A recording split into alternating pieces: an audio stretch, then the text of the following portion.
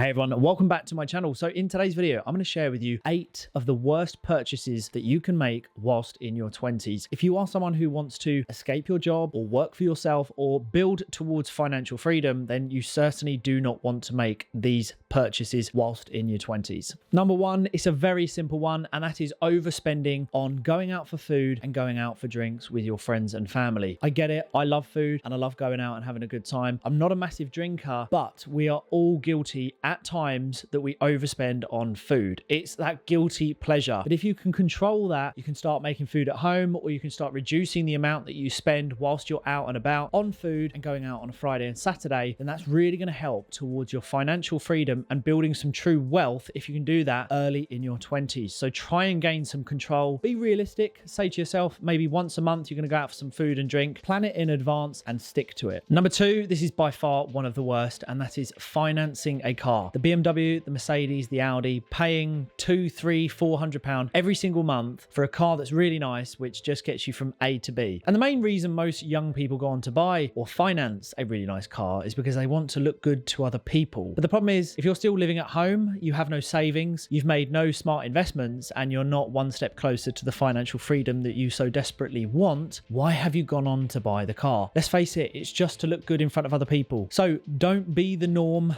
Don't finance a really nice car. I get it. They are really nice. Comfort when you're driving, but that will come later in life if you absolutely nail this discipline of not financing the car in your early 20s. Number 3, this is a common one for most people. That's setting up direct debits, financing materialistic things, using Clana. Say if you're going to get clothes and you want to pay it 30 days later, you're signing yourself up to payments that you can't make on that day. Or perhaps you're thinking, well, it's 30, 60 days away. I haven't really got to think about it right now. I haven't got to take responsibility.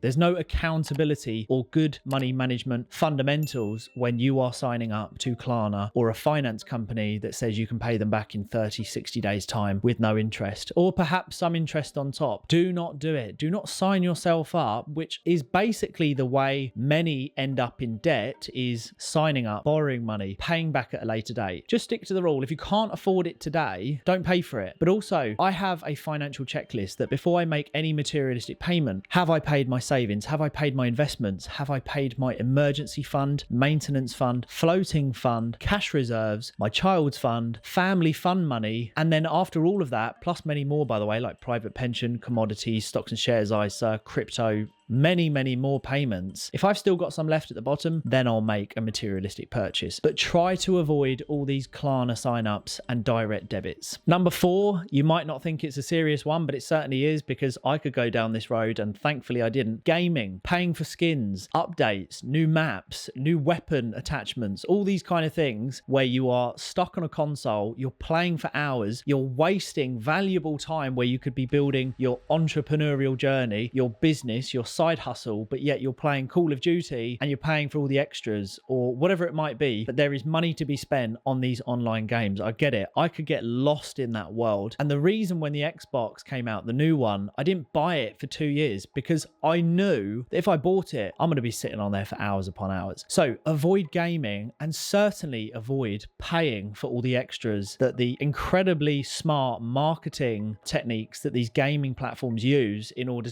for you to buy these extra maps, skins, and so forth. Avoid paying for it, because spending £4, £5 here and there and you've got the new update and the new skin and whatever it might be is so easily done. And then before you know it, at the end of the month, you're like, oh my God, I've done 200 quid on skins and gun attachments, when I could have put that 200 quid into a videographer that could have followed me around for an entire day and created loads of content so I could have built a brand and a business. So do not spend or get consumed in gaming. This video was kindly sponsored by shieldglobal.io, the company that will allow you to optimize and delegate all of your social media tasks so you don't have to. Grow without the stress, maximize all your social media platforms, and get in touch with the team at shieldglobal.io. Number 5, you may have not thought of this one, but it's one that's wasting a lot of money for many people. Do not pay for OnlyFans subscriptions. Do not sign up to any adult industry where you are paying to gain access for adult entertainment photos and videos. It's nuts. It's the biggest waste. Not only is it damaging to you personally, for your future relationships, It's also a waste of money. $5.99, $6.99, $7.99, whatever it is, direct access to an OnlyFans individual that you think you're talking to. I know many social media managers who also manage OnlyFans accounts, and most of them are guys. So if you're a guy watching this and you've signed up to OnlyFans and you're wasting your money every single month, then you're probably also talking to another male, and the OnlyFans creator probably doesn't even know you exist. So do not waste your money on pointless, damaging adult entertainment sites. Number 6,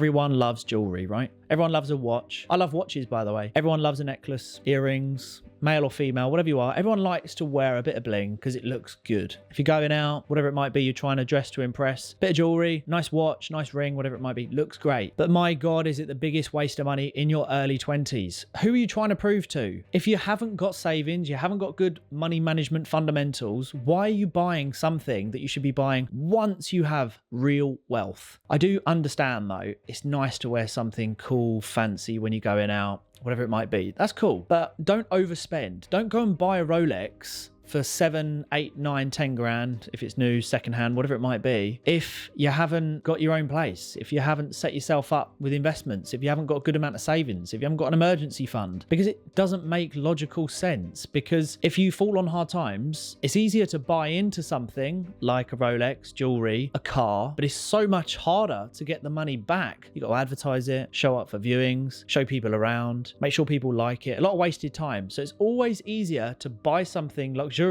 like jewelry, but sometimes it's so much harder and takes longer to sell it if you needed the money, if you needed to liquidate. So try and avoid buying jewelry in your early 20s. Number 7, don't overspend on holidays. I get it. We open up our Instagram. The reels are full of Dubai. Everyone's in Dubai, by the way. Everyone's going to somewhere where there's blue skies, calm seas, sandy beaches. Looks incredible, and we just want to jet off into the sun and enjoy life. Open up a laptop and we're all just working remotely, which is great. Sounds great, doesn't it? Sounds easy, but it's not. It doesn't work like that. I work remotely, but I tell you now, I'm not jetting off to Dubai anytime soon. I don't have time. So don't overspend on holidays, and don't get caught up in this. Well, if you're going to be wealthy or you're going to aim towards financial freedom, I need to book a holiday, because clearly if I just go on a holiday, I'm just going to make money. It's just going to come out of nowhere. It will happen. I'm going to manifest. If I go on holiday and I do it, I'm going to make money. It doesn't work like that.